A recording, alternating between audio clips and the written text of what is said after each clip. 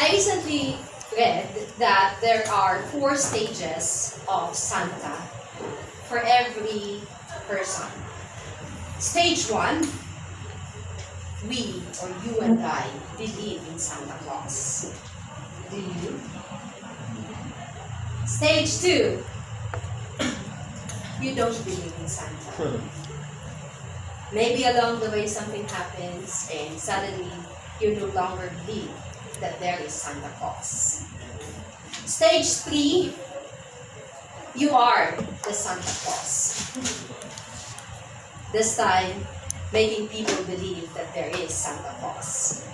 And stage 4, this time, you look like the Santa Claus.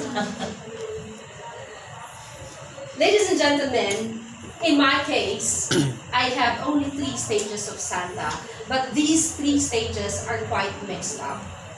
Stage 1 for me, I did not believe in Santa Claus.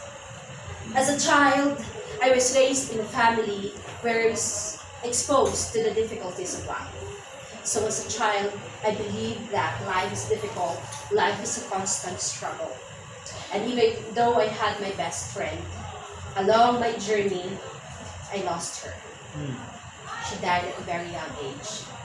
And that really was the last push, or should we say, the last chance for me to really believe in my young mind that there is Santa Claus.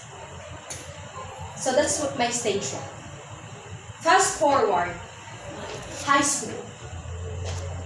This time, I started my stage 2, unknowingly.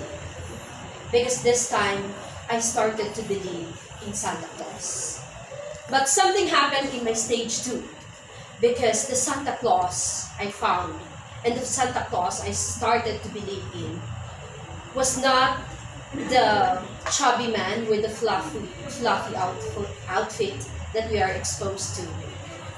But the main reason why we celebrate this thing we call Christmas.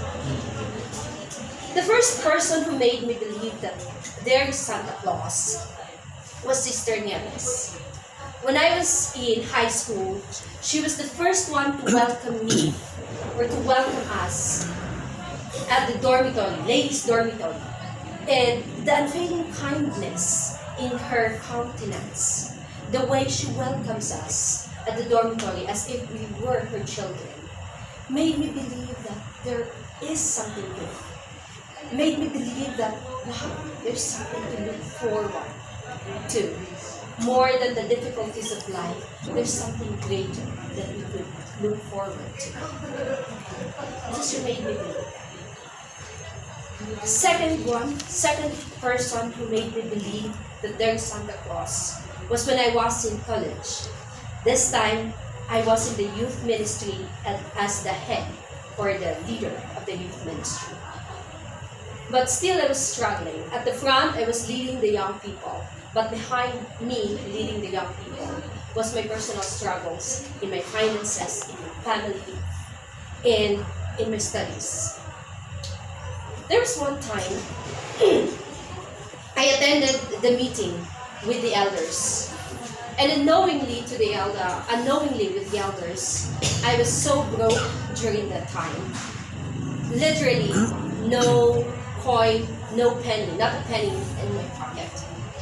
But I had to attend the meeting instead of looking for somebody to give me an allowance. So I went to the meeting. I attended the meeting and I gave my 100% in that meeting. But in maybe the Santa Claus I started to believe in saw my need even before I verbalized them. Because you know what, after the meeting, one of the elders came to me, tapped on my shoulder, and then handed me a 500 peso bill. Wow. Without me even asking. So I looked at her, and she smiled, and she said, but you know what's surprising? What made me believe even more in Santa Claus?